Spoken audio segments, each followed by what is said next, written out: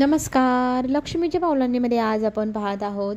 इथे अद्वैत काळजीने विचारत असतो डॉक्टरांना, आता हिची तब्येत बरी आहे ना. पण डॉक्टर म्हणतात तुझ्या रिपोर्टमध्ये ना एक गोष्ट आली आहे, तुला कसली तरी ॲलर्जी झालेली आहे, त्यामुळे तुझे जीव जाईल अशी अवस्था झाली होती. तू काय खाल्लं पिल्लं ते सगळं आठवून सांग बरं. तेव्हा ती सांगते मी आज सकाळी मसाला दूध पिली होती.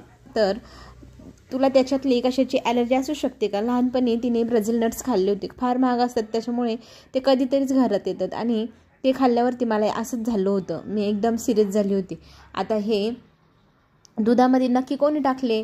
तर इथे रजनी सांगू लागते की मसाला दूध बनवलं होतं नैनाने, म्हणजे नैनानेच टाकले.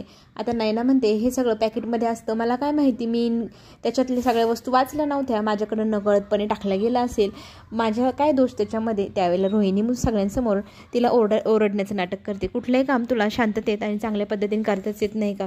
तू खूपच इररिस्पॉन्सिबल आहे असं म्हणत तिला सगळ्यांसमोर रागावं लागते. डॉक्टर इथे सांगू लागतात की आता तब्येत बरी आहे, त्यामुळे तुम्ही संध्याकाळी डिस्चार्ज घेऊन नीला घरी घेऊन जाऊ शकतात. हे ऐकल्यानंतर इथे अद्वैतला खूप बरं वाटतं. बरं झालं, आता आपली कला आपल्यासोबत घरी येणार आणि घरी गेल्यावर पथ्य पाण्याची काळजी घ्यायची एवढंही डॉक्टरांनी सांगितलेलं असतं.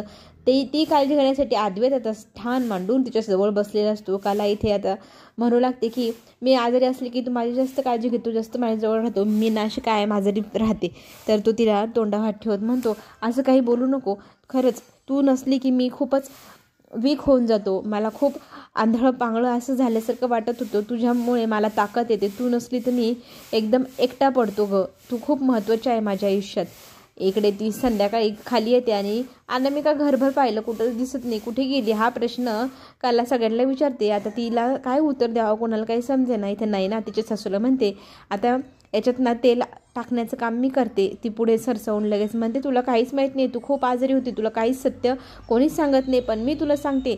सोहम आणि काजल एक रात्र सगळ्या दोघांना एकमेकांसोबत घालवली. तिथे आम्ही गेलो, त्या दोघांना एकमेकांच्या मिठीत पाहिलं आणि तेव्हा अनामिका हे घर सोडून गेली. हे सगळं सत्य आता कालासमोर येणार आणि आता काला याच्यातनं काय कठोर निर्णय घेणार हे सगळं पाहायला आपल्याला सगळ्यांना आवडणार. चला तर मग चॅनलला नक्की सबस्क्राईब करा, लाईक करा, म्हणजे पुढे येणारे नवनवीन व्हिडिओ तुमच्यापर्यंत लवकर पोहोचेल. आपण पुन्हा भेटू. धन्यवाद.